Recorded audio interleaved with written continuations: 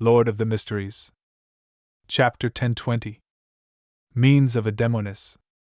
As his thoughts raced, Klein suddenly switched positions with his valet, Anani, who was in the opposite room.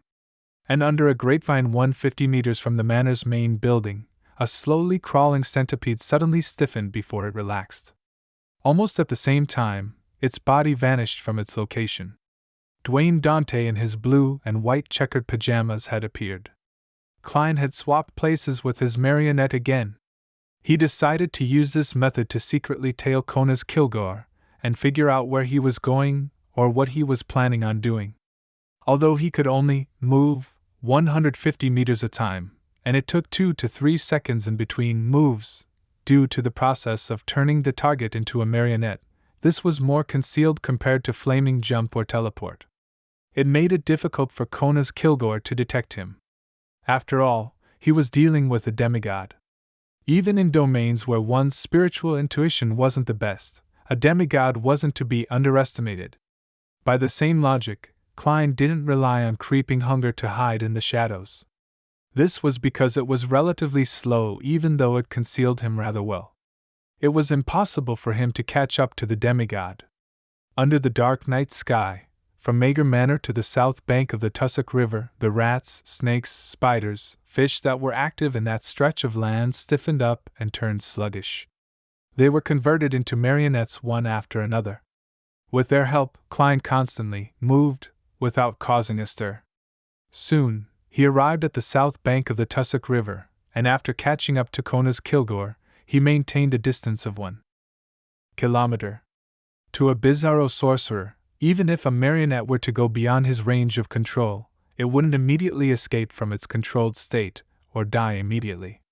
Without a bizarro sorcerer's consciousness as a catalyst, this process was rather slow and needed nearly 10 minutes.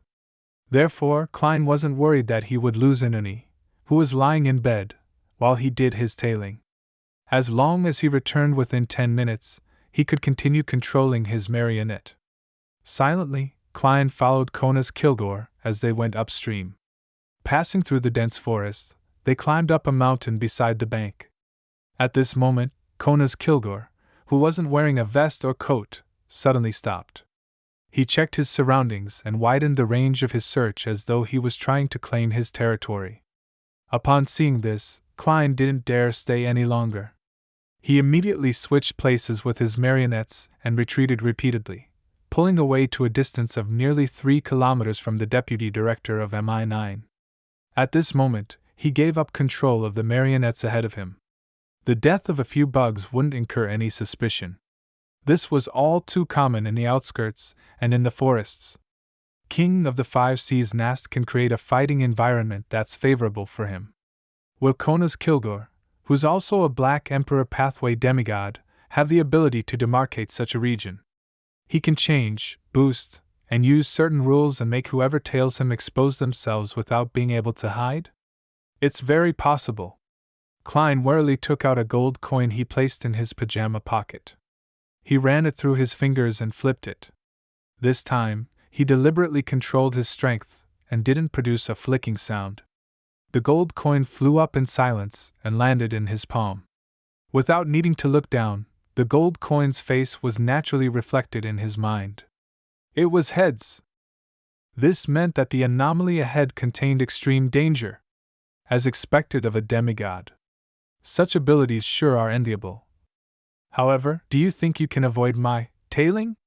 Klein scoffed inwardly and found an abnormally secluded spot and made himself turn into Gehrman Sparrow. Following that, he clasped his hands and pressed it to his mouth, whispering, "Blessed of the sea and spirit world, guardian of the Rorstad archipelago, ruler of the undersea creatures, master of tsunamis and storms, the great Calvechua." After praying, Klein immediately took 4 steps counterclockwise and arrived above the gray fog.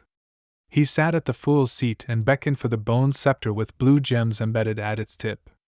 Then, with the help of his prayer, he utilized the sea god scepters responding to believers and saw the area around Gehrman Sparrow. He then raised his field of view and took in the surrounding area. Using this as the origin, he expanded his vision to 5 nautical miles.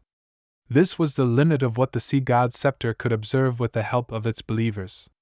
And this way, the area where Kona's Klein had designated, one that no object could escape his notice, appeared in Klein's vision. In the dock area, inside a warehouse with plenty of goods. Love! After Trissy chuckled, her figure grew faint as though she was bathed in the luster of a lake at night. In the blink of an eye, Trissy, who had been bound tightly with layers of silk by Demoness of unaging Katerina Pell, turned into an illusory mirror. It was a full-body mirror taller than a person. Aqueous light shimmered within as a ghostly halo grew out of it as though it was a door leading to another world. At that moment, it didn't reflect the scene in front of it. Instead, it outlined a room. The room was dimly lit. The bed and furniture had been diced up into countless small pieces which were scattered everywhere. Only the central region was spick and span. Trissy stood there, wearing a dark black dress. Her hair cascaded down smoothly as it fluttered in the wind, accentuating her face's abnormal fairness. She looked like a female ghost as spoken in folk tales. She wasn't actually present, and was using the illusory mirror to project her figure and strength remotely. It was as though everything was real. Therefore, she wasn't flustered at all when she was being controlled and hunted. Upon seeing this scene, Katerina Pell, who wore simple and holy white robes, didn't hesitate to let out a shriek. Invisible waves quickly spread out as her hair flared up, each strand clear and distinct. They were thick and dyed with a grayish-white color. The illusory full-body mirror suddenly vibrated and shook as though it was on the brink of breaking apart. And in the messy room it reflected, the fragments of the bed, desk, and chairs turned grayish-white, losing their luster as though they were rocks.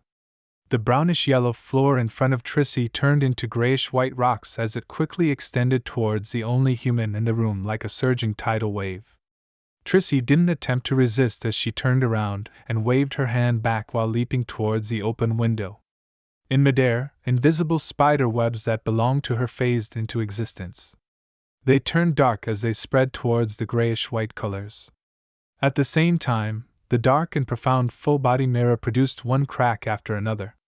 Amidst illusory shattering sounds, it broke apart and vanished. However, before the full-body mirror completely vanished, the grayish-white colors receded in a strange manner inside the petrified room, materializing into a figure.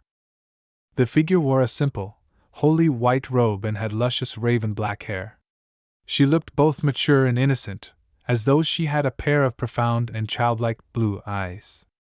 She was Demoness of unaging Katerina who had just been inside the warehouse a moment ago. Viscount Stratford could no longer see the situation inside the opposite room once the ghostly glow dissipated. He retracted his gaze and cast it onto Charmaine. He wore a mixed look in his eyes before he recovered. Trissy really was patient. To deal with me, she actually spent months to nurture a new Demoness. Viscount Stratford shook his head with a chuckle. What did she want you to gain from me? At that moment, with Trissy's connection being severed, the spider webs around Charmaine had loosened. They were unable to bind her and restrict her freedom. This beautiful girl wore a blank expression as she replied with a vacant look in her eyes. She wanted me to know who you are truly loyal to. Without waiting for Viscount Stratford to say a word, she asked hesitantly, her eyes making it obvious that she had difficulty finding the words. How many of those promises that you made to me were real? Viscount Stratford was taken aback before he chuckled. You're probably the most silly and most naive Demoness I've ever met. Charmaine's expression froze on her face as the glimmer in her eyes that she found so hard to regain faded bit by bit. Outside the warehouse, Zio and Furs were hiding in the shadows, observing the silent target area. They had followed Viscount Stratford here. Their patience had paid off, as they discovered this captain of the Royal Guards secretly leaving his mansion in the dead of the night, rushing to the dock area near the Backland Bridge. Using Zio's power as a sheriff, they followed him all the way here by keeping a huge distance between them. They had also confirmed that he had entered the warehouse in front of them.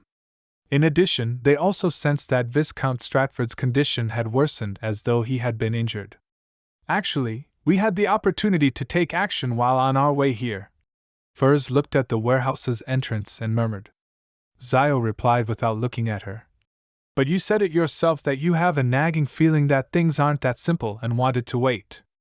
This might be the intuition of an astrologer. It might also be an act of procrastination, Furs replied in a self-deprecating manner. They didn't say anything more as silence ruled once more. They continued waiting patiently. At this moment, a pitch-black flame was ignited on the rammed earth in front of them.